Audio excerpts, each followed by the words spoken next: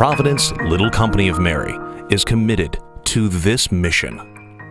As people of Providence, we reveal God's love for all, especially the poor and vulnerable, through our compassionate service. Every spirit requires a source, and for Providence Little Company of Mary, the source arises from the faith, love, and commitment of the Sisters of the Little Company of Mary and the Sisters of Providence. The cornerstone for Providence Little Company of Mary Medical Center in Torrance was laid more than 50 years ago.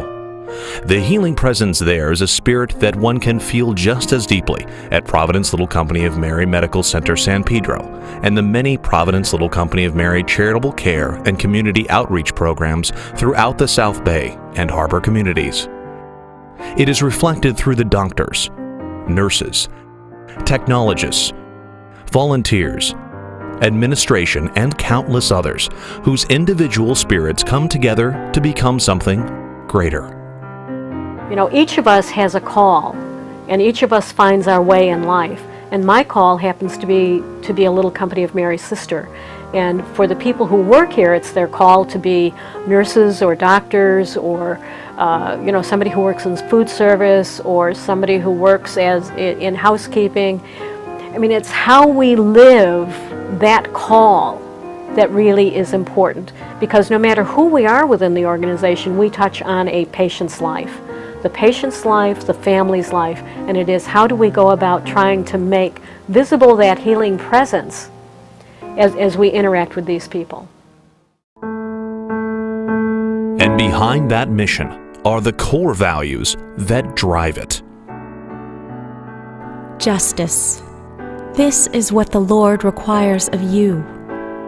Act with justice, love with kindness, and walk humbly with your God. How is a medical center judged? In the stressful world of healthcare, it would be easy to say that an institution's effectiveness relies on the bottom line. But here at the Providence Little Company of Mary Medical Centers in San Pedro and Torrance, we believe that our effectiveness finds its basis, its essence, in the commentaries of our patients. I think for me, where my fear was helped was very close to the end when John was in ICU, and I had to decide whether to keep feeding him or not, and keep giving him, food really, and it was a very hard decision. And Glenn had a special position here at the time where he was head of bioethics, and so I was appreciative of having that expertise and that knowledge that could guide me and help me. He wouldn't make the decision for me, but Glenn helped me face my fears of making the wrong decision. I had to go into the operating room first without my husband, and I knew things weren't good just by the way people were reacting, but one nurse said to me that I will not leave you, because I had Kevin, my husband, who was outside, could not come in until they got the epidural, and she promised me, she said, I will not leave you until this baby's born, and I will go with you into the recovery room. So I was reassured, knowing it was going to be a bad situation, but on this personal level that, she was not going to leave my side. I remember one moment when we were in the unit with Emma, and one of the nurses said that one of the sisters of the hospital was there, and would it be okay if she came in and just sat with us and talked to us? And the fact all of this is going on in a hospital, and the fact that the beliefs in this hospital and the foundation and why I think the hospital works the way it does is they're all founded on the same principles, to where it is a family, but they have these core beliefs that are important not only to the sisters but to the doctors and to the nurses and to every employee of this hospital. Today, you would never know Emma was sick. 6 years ago, you would never know she was born, having to be put on a ventilator. She's full of life, spunky, she's so athletic, she is so smart, but She comes to see her friends, she calls them her friends, or, she calls some of the nurses the fixers, because to her, they fixed her and they made her better. There was something good that came out of it. These relationships that did form, and, Emma, she did have a different journey. It didn't go smoothly, but we're able to have this experience with her, and we're blessed that she's here today. Stewardship. The earth is the Lord's and all that is in it. Foundations are not just brick and mortar, but they are living, breathing entities, alive through kindness, commitment, contribution, and stewardship of a caring community. It had several components for me. One, as I started to think how I wanted to use my time. Being a Catholic, I thought doing something religious would be good. Serving the needy is good. And providing health care is good. And this one organization had all three components for me. So I signed on, and I don't look back with any regrets. I think the sisters are incredibly courageous to allow the Greater Company of Mary, the laity, to walk with them in their journey, to recognize that someday the sisters will not always be present, and to allow us to carry on their work, to try to give us the tools to carry on that work is just an incredible privilege, and it's been a blessing to me. The people of this community have faith, they have strength, they believe in their community, and being part of that is special to me, and it helps me do my job every day. It helps me get here at 6 o'clock and leave at 6, 7, or 8 o'clock and realize that I'm doing something special. And I'd like to thank all of the sisters for their gifts of this hospital, their gifts to us as a community. Excellence. Much will be expected for those who are entrusted with much. The sense that you get when you walk into our hospitals is overwhelming. It's awe-inspiring, it's deeply spiritual, and it's something that in my 30-plus years out of graduate school is unique to our ministries. The Sisters of Little Company of Mary and Sisters of Providence have provided for us something that cannot be recreated in other environments. I personally have worked in publicly traded for-profit hospitals and other not-for-profit hospitals, and none of them provide an environment of care and healing and love and compassion that our hospitals provide. It's something very special and something that I'm very thrilled to be a part of, and I love doing every day. Compassion. Jesus taught and healed with compassion for all. No one reflects the spirit of the healing presence more than Sister Terence Landini. It is in the unifying commitment of faith projected by the Sisters of the Little Company of Mary and the Sisters of Providence that we understand the true spirit of the healing presence. The sisters believe in their mission. They've dedicated their life to it, and Sister Terence walks the halls to make sure it's there. And the same thing is true of San Pedro. It's the influence, and you can sense it when you sit with the sisters. It's a different environment.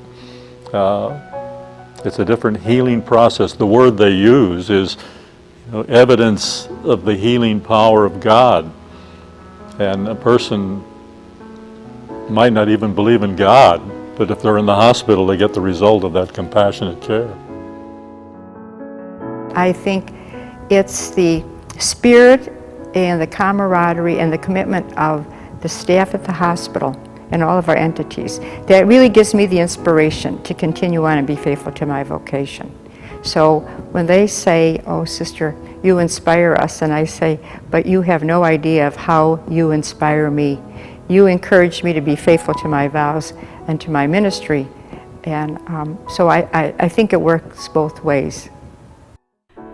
Respect. All people have been created in the image of God.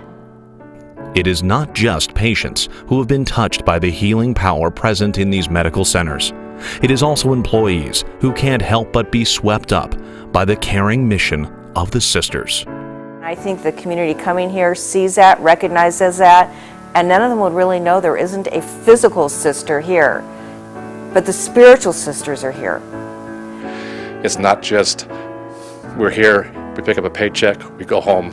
This is a cause. And I think that is the crux of what we do here. We provide a healing presence.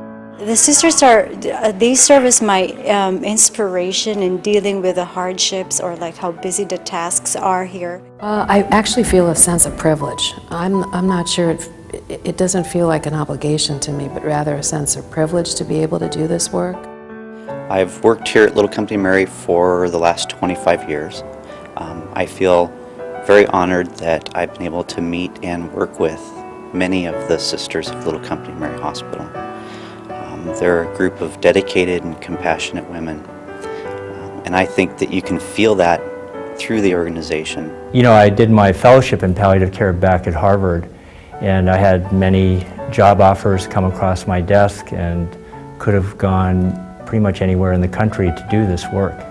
And I specifically chose to come back to Little Company because of the sisters, because of the board, because of the leadership here. We're all committed to the program.